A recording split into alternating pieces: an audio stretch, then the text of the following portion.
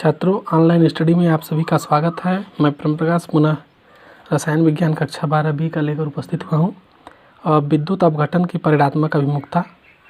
Michael Faraday ने सन 1832 में विद्युत अपघटन का गहन अध्ययन किया और इलेक्ट्रोड पर मुक्त उत्पादों की मात्राएं एवं विलयन में प्रवाहित की गई विद्युत धारा की मात्रा के मध्य एक संबंध स्थापित किया।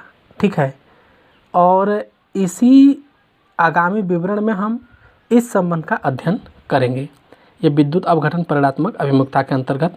तो पहला हमारा है फैराडे के विद्युत अपघटन नियम। फैराडे के विद्युत अपघटन नियम, ठीक है। फैराडे ने विद्युत अपघटन का एक नियम प्रस्तुत किया। ठीक है, मतलब जो फैराडे नामक वैज्ञानिक थे, उन्होंने इलेक्ट्रोडों पर मुक्त उत्पादों की मात्रा तथा प्रवाहित विद्युत धारा की मात्रा के संबंध की व्याख्या करने के लिए फैराडे ने दो नियम प्रतिपादित किया, जिसे हम फैराडे के विद्युत अपघटन के नियम कहा जाता है। ठीक है, और इसी तरह से फैराडे का प्रथम नियम, इस नियम के अनुसार माइकल फैराडे ने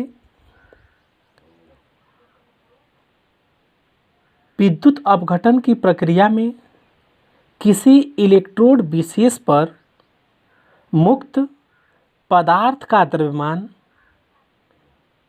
विलयन में प्रवाहित की गई विद्युत आवेश या कुल आवेश के समानुपाती होता है।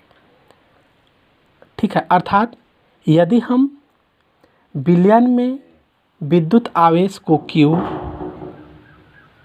कूलाम को प्रवाहित करने पर किसी इलेक्ट्रोड पर एक पदार्थ में W ग्राम मुक्त होता है, तो फैराडे के प्रथम नियम से W प्रोपोर्शनल टू Q, अर्थात W proportional to I into T। यहाँ I इंटू टी, चूँकि Q बराबर I इंटू टी होता है, तो Q बराबर I इंटू टी, तो इसीलिए हम इसको Q बराबर I इंटू टी, तो Q की जगह पर I इंटू टी लिख दिए, तो W बराबर Z into I into T. यहाँ पर Z क्या है? एक स्थिरांक है। Z क्या है? एक स्थिरांक है, जिसे विद्युत रासायनिक तुल्यांक कहा जाता है। ठीक है, तो ये माइकल फैराडे का प्रथम नियम था। ठीक ना। और यदि हम उपर्युक्त समीकरण में Z एक स्थिरांक है, जिसे विद्युत रासायनिक तुल्यांक कहा जाता है, यदि उपर्युक्त समीकरण में I बराबर 1, यदि I बराबर 1 और T बराबर 1 सेकेंड, T बराबर 1 सेकेंड हो तो ये W बराबर Z हम लिख सकते हैं। W बराबर Z हम लिख सकते हैं। इससे क्या स्पष्ट होता है कि विद्युत रासायनिक तुल्यांक पदार्थ का वह द्रव्यमान है जो विलयन में 1 एम्पियर की धारा को 1 सेकेंड तक प्रवाहित करने पर मुक्त होता है। ठीक है, तो ये माइकल फैराडे का प्रथम नियम था। और इसी तरह से हम आते हैं द्वितीय नियम। ठीक है, माइकल फैराडे का द्वितीय नियम, इस नियम के अनुसार जब श्रेणी क्रम में जुड़े विभिन्न विद्युत अपघट के विलयन में समान मात्रा में विद्युत प्रवाहित की जाती है, तो इलेक्ट्रोड पर मुक्त पदार्थों के द्रव्यमान उसके तुल्यांकी भार के अनुपात के समानुपाती होता है। माना यदि श्रेणी क्रम में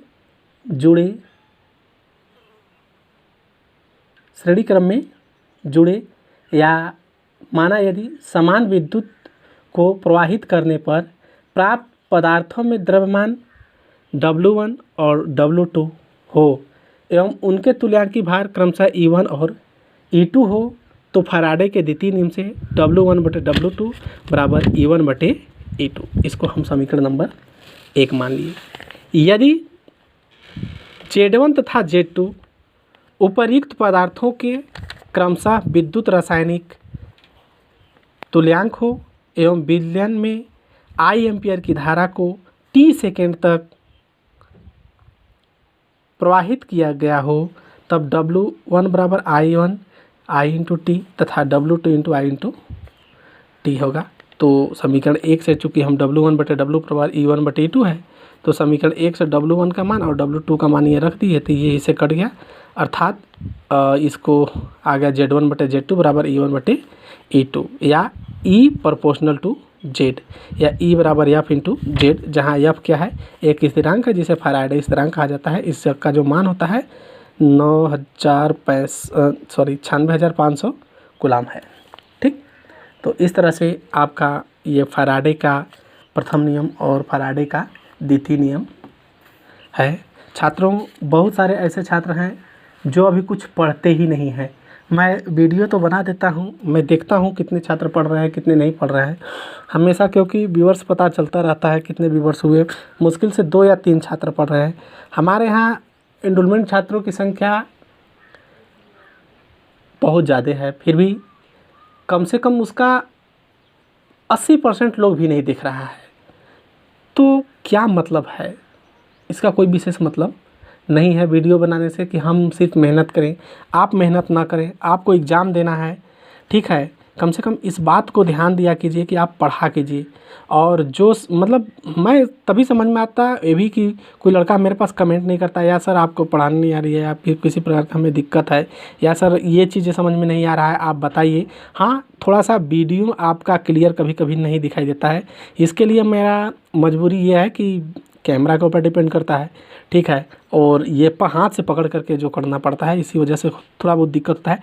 लेकिन जो हम वर्ड बोलते हैं उसे तो आप सुन सकते हो, उसके अनुसार आप देख सकते हो, और आपको नोट्स बनाने हैं, ये आप इस वीडियो के सहारे न रहें, क्योंकि वीडियो के सहारे आप रहेंगे तो आप नहीं पढ़ने पाएंगे। मैं एक चीज़ मैं कई बार मैं रिपीटेड मैं किया हूँ कि एज यू मैं बेसिकली चीज़ बताता हूँ, आप स्वयं किताब से पढ़िए, जो समझ में नहीं आता है आप हमसे पूछिए, हमारा पर्सनल व्हाट्सएप पर उसको मैसेज करके पूछिए कि सर ये हमको समझ में नहीं आया, ये नहीं आया। बहुत सारे बच्चे तो पढ़ते ही नहीं हैं, तो पूछेंगे क्या, और जो पढ़ते हैं वो इक्का दुक्का बच्चे हैं, ठीक है। तो ये नहीं, आप सभी बच्चे पढ़िए और लगन से पढ़िए, ठीक है। जो भी आपको दिक्कत है आप पूछें, और मैं यही कहना चाहूँगा, और घर पे रहिए और स्वस्थ रहिए, ठीक है। बस इसी के साथ आज का चैप्टर मेरा समाप्त होता है। कल मैं इसी चैप्टर के कुछ क्वेश्चंस प्रश्न लेकर इसी पर आधारित उपस्थित होऊंगा, तो आप लोग इस पर थोड़ा बहुत जो इस पर न्यूमेरिकल प्रॉब्लम है वह देख लेना, और जो समझ में नहीं आएगा वो भाई कल तो बताएंगे ही हम, आप पढ़े रहेंगे तो हम कमेंट करके हमसे पूछेंगे, नहीं पढ़ेंगे आप नहीं पूछेंगे।